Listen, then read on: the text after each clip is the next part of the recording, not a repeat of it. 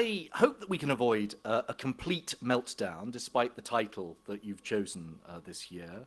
But I do have to recognize that in the 12 months since we were last together, quite a lot has happened, and some of it is quite challenging. The cyber threat landscape has changed significantly. The security challenges we face from cyber attacks and other cyber-enabled threats have continued to evolve and have continued to grow. We find ourselves battling to prevent our elections from being interfered with, combating attempts at manipulation through the malicious use of disinformation. But the topic which has grabbed the most headlines so far this year, in 2019, is in some ways an even bigger challenge. How best protect our digital critical infrastructure? An issue that goes beyond the simple question of whether or not we should allow Huawei to build our 5G networks. What we need to think about is how do we strengthen our digital resilience as a whole? Digital resilience, after all, is crucial for protecting government information, industrial research, intellectual property, business plans, elections and democratic institutions, as well as protection of our personal data. And to do this, we need to protect that digital infrastructure, the essential plumbing of our modern connected lives, 5G, but also the cloud and AI. At present, as you know, European companies collectively have about 30% of the 5G market. That's good, but they're challenged. They're more expensive than the competition. Meanwhile, more than 90% of our IT devices are made in Asia, notably in China. And China controls 70% of the global supply of the critical raw materials you need to make those devices. US and Chinese investment in AI dwarfs European investment. For example, France has just declared a program, which is very welcome, investing 1.5 billion euros in AI. Over the same timescale, a single city in China, Tianjin, is investing 13.5 billion euros. This kind of dependency inevitably creates risks and vulnerabilities. The US has moved to protect its own cutting-edge technologies, often using the Committee on Foreign Investments and US screening process. It's reacted to the new Chinese national intelligence law, which, as you know, obliges Chinese companies to work with Chinese intelligence by banning US government agencies from using Huawei or ZTE, and is encouraging other countries to do likewise. China, for its part, has long guarded and controlled access to its domestic market while vigorously pursuing international expansion in infrastructure, real as well as digital. So in my view, it's high time for Europe to make some choices. It's time to discuss whether we want to continue, as now, to see our own cutting-edge technologies sold off one after another. We also need to consider whether it makes sense for individual countries to let out their 5G spectrum with little or no coordination on what others are doing, which inevitably risks allowing one dominant supplier to emerge across the continent. Better coordination would also help our collective investment in AI and other vital technologies, quantum computing, cryptography, and others, to be more than the sum of its parts. And these issues raise challenges around national decision-making, which won't be easy to resolve. Trying to protect everything won't work. We need to decide what really matters in terms of the digital ecosystem, and whether greater transparency around suppliers, supply chains, foreign investment is enough to offset the security risks. It may be that some pieces of backbone digital infrastructure are simply too critical to risk. Again, these issues are inherently geopolitical, so the solutions, in my view, need to reflect Europe's particular perspective, based around keeping markets open and trade fair. Security concerns are not an excuse for arbitrary protectionism, but equally, We can't ignore them. These aren't issues that can be settled overnight. We're going to need time to debate and develop a comprehensive approach. But we should also be asking ourselves, what can be done now already using the terms and conditions and the instruments that we already have in place? First, the EU has approved a Cybersecurity Act, which is going to reinforce the mandate of the EU Cybersecurity Agency to better support member states in tackling cybersecurity threats and attacks. The Act also establishes an EU framework for cybersecurity certification, boosting the cybersecurity of online services and consumer devices. I think we can expect 5G infrastructure, Internet of Things devices, to be an important part of the agency's work. Salute the head of the agency who's sitting here with us. Second, under the Directive on Security of Network and Information Systems, the so-called NIS directive, all member states have to adopt a national strategy defining the objectives and appropriate policy and regulatory measures.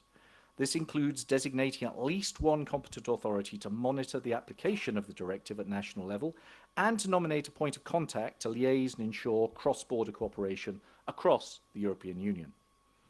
Third, the Foreign Direct Investment Screening Regulation. Yes, Europe's got one too. Once it's in force, will allow the Commission and Member States to cooperate in their assessment of security risks and raise specific concerns posed by foreign investments, including in digital infrastructure.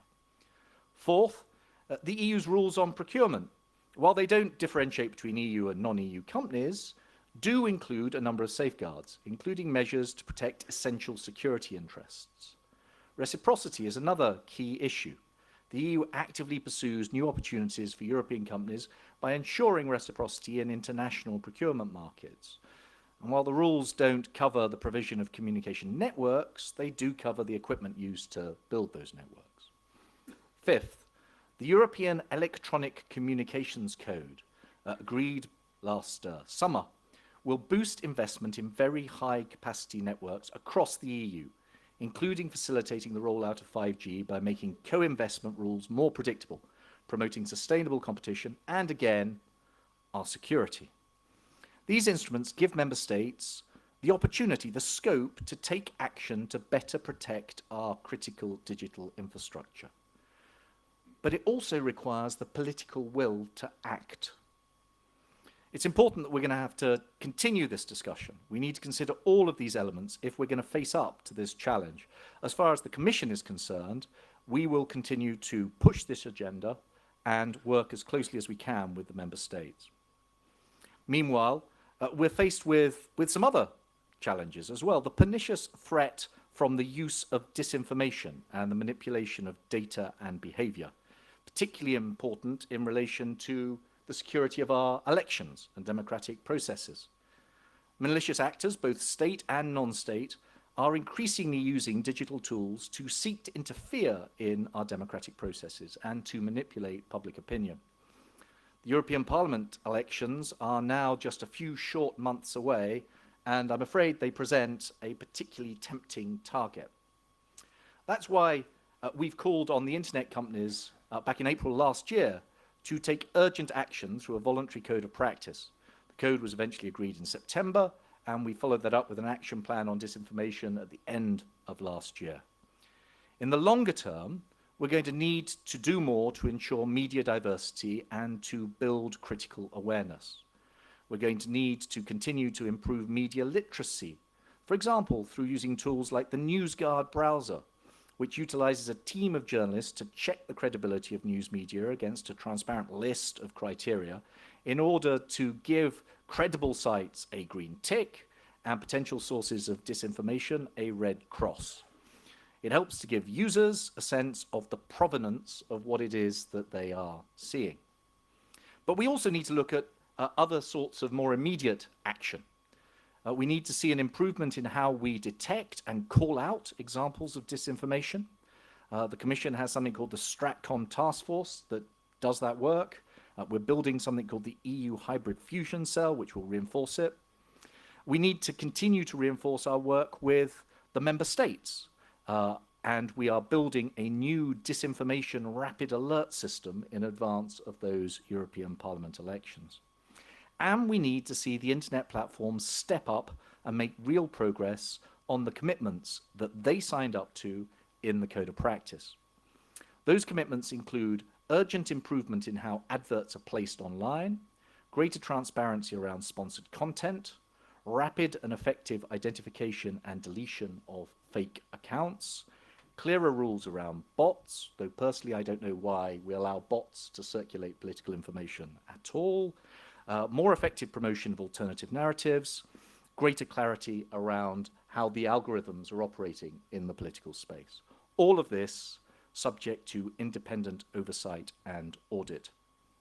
Last month, we published a report on the progress that was being made against these objectives, which recognized that a lot of good work had been done, but also underlined the concerns that we still have about the slow pace of progress. We're going to need to go further and faster if these efforts are to have the required impact needed ahead of the European parliamentary elections in May. We're going to report every month between now and then, frankly, to maximize the pressure and get progress in the time remaining. We're also continuing to implement our proposals from 2017 to address the more classic cybersecurity threats targeting systems and data. We're continuing to roll out the new cybersecurity strategy in order to build our resilience, strengthen deterrence, and support member states in cyber defense. That includes the creation of a genuine European cybersecurity agency, as I mentioned, as well as a network of competence centers to improve our resilience and target our research. We've taken important steps on deterrence to create real and credible disincentives for those who might contemplate attacking us, including improving law enforcement access to electronic evidence. We've put in place a set of measures for a joint EU diplomatic response to malicious cyber activities, which includes working together with third countries and the possibility of restrictive measures. Indeed, we're now in the process of refining a cyber sanctions regime and working to tackle some of the challenges around, for example, attribution. Our efforts to strengthen cybersecurity across the European Union, whether in the short, medium, or long term, need to continue. Whatever happens in the European elections, whatever happens with the new Commission, whatever happens around Brexit, the malicious actors who seek to harm us are not going anywhere. And it's only by working together all across Europe that we can successfully tackle these threats and avoid the risk of a security meltdown. Thank you. Thank you very much.